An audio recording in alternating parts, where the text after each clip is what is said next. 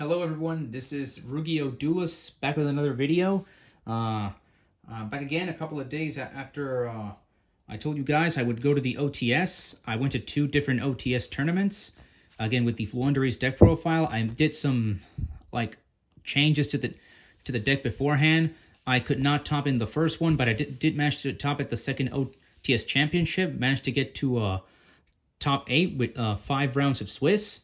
Yes, I did manage to do it with the deck, so I came close, but unfortunately I got eliminated in top 8 or in single elimination, but it is what it is. I do remember the my matchups this time. So in round 1, I went up against Brandon. In round 2, I went up against Purely.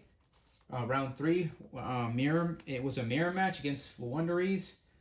Round 4, it was against Dragon Link Blue Eyes, if I'm not mistaken.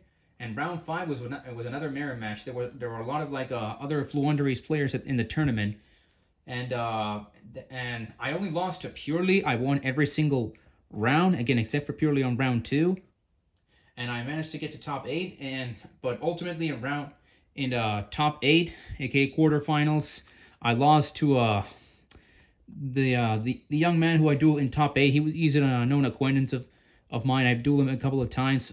Fortunately, he was skilled. He was using a Firewall Code Talker Link base deck, which is against this is it's probably not. The deck can easily could beat that if it goes off first. I did win the dice roll, but sadly, I ended up breaking in the first match, and by the third duel, I just couldn't break his board apart. He just had way too much. He's that skillful of a player, and I actually made a back call in the tournament because I knew him. He's an acquaintance of mine, and I actually built the deck to go up against his deck because he has a very peculiar way of playing his Firewall Code Talker deck. So I came a little prepared, but unfortunately not enough prepared. But more on that a bit later. Let's get started with the deck profile, guys. Again, this is top 8 OTS Championship Floowandereeze deck. I made some you could say massive changes since the last list a couple of days ago, but let's get started. I don't want to waste too much of your time. I'm sure you guys know what the deck does by now. A couple of days ago, I did throw a deck profile, right? So again, 3 Rabina. Again, you know what it does? Rabina, normal summon and search for anything, nearly anything. 3 copies of Eaglin. Same thing, except that Eaglin is for the big birds. And ultimately, I ended up cutting Stree and Tonkin to 1. Last time I told you guys I tested it at 2 each. 2 of this and 2 of this. I am trying out not exactly a new tech, but a tech that might be good in the meta right now. So again, I'm playing them back as a one-off, these two, so 1 and 1, but that's it. But again, it's for obvious reasons with the new tech, not exactly new. You guys will see soon enough. 3 copies of M-Pen. Honestly, we have to max out on M-Pen. Again, some people play 1 or 2. I prefer 3. Said this plenty of times. No need to repeat myself. 1 Apex Avion, just like last time. I do not play Mega Ryza, just like last time. And then I am main decking 1 Raw Sphere mode. It's been a couple of days. Don't recall if I showed this I think I did. Yeah, but I am main decking Raw Sphere mode once again. Just the one-off. I might. There is another strategy that I'm cooking with the deck in the back of my head, but right now I'm just main decking Raw Sphere mode. AKA means I might play more copies of the Raw Sphere mode, but that's a story for another day. And then 3 copies of good old Dimension Shifter. We have to play this card, otherwise we can't play the game if we go second and our opponent opens Godly. There is something I'm actually cooking without this card, but again, that's a story for another day. And the new tech, not exactly new, but something old, but I was prepping a little bit for this tournament. This came up in the last the night before the second OTS.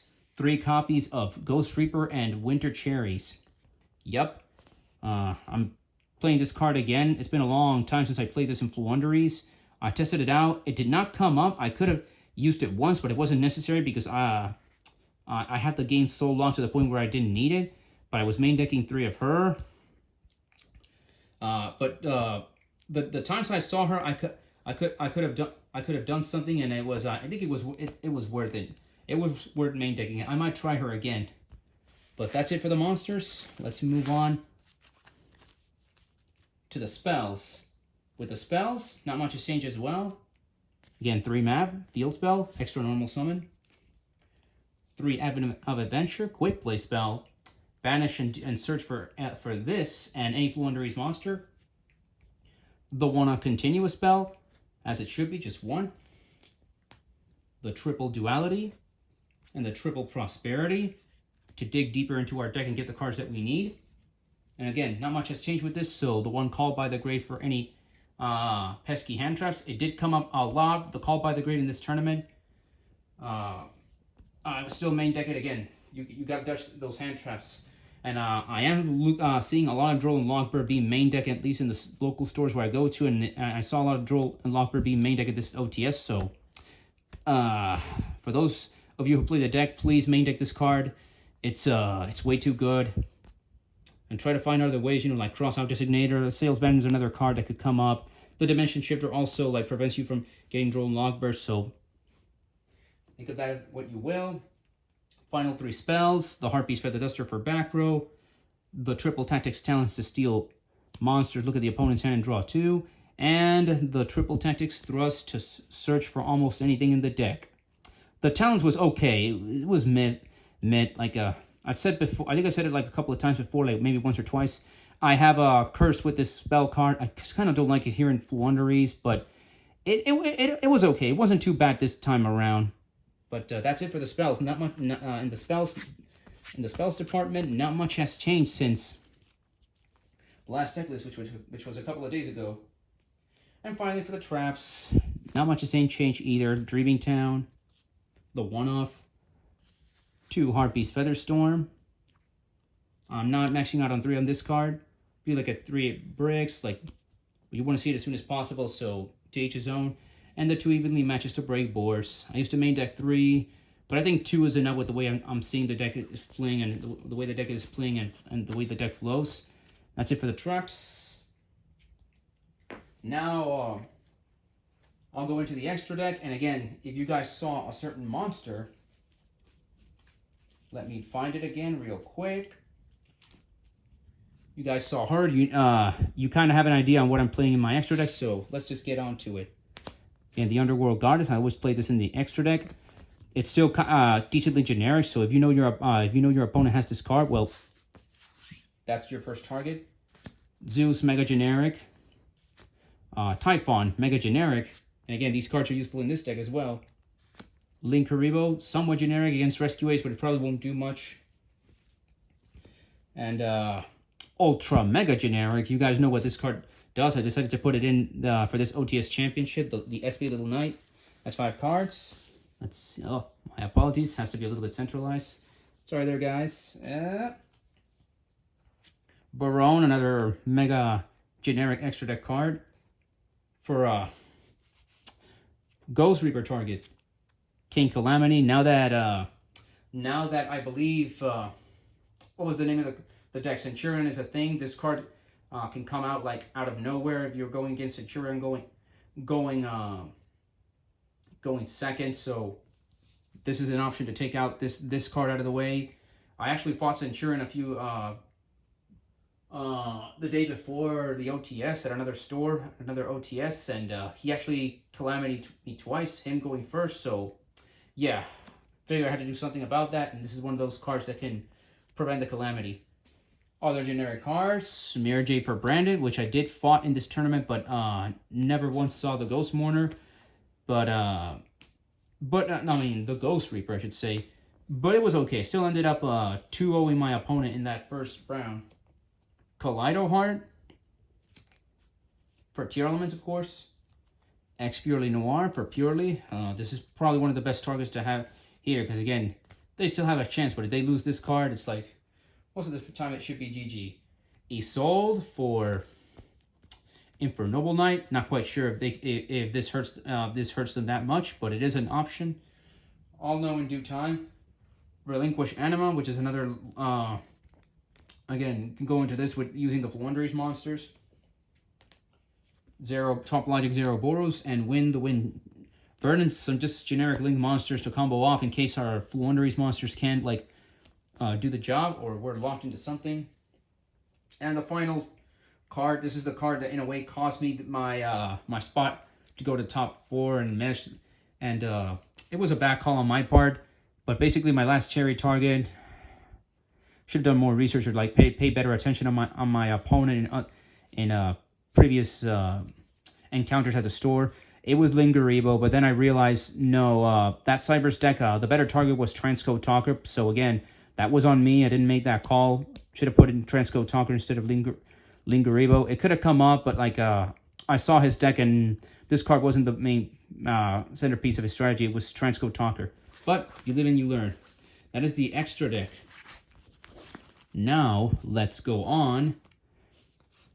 I might, but before we do, I might keep playing this as an option for the foreseeable future. It is all an option in a deck like Floowandereeze, other strategies, but not too many. Again, now let's go on to the side deck. Not much has changed. The second copy of the Continuous Spell. 2 copies of Silent Graveyard, just like last time. 2 copies of Cosmic Cyclone to get that back row out of the way, and those floodgates out of the way. 2 Spellbound. This was very useful. This was I saw it once in the mirror match, but it wasn't.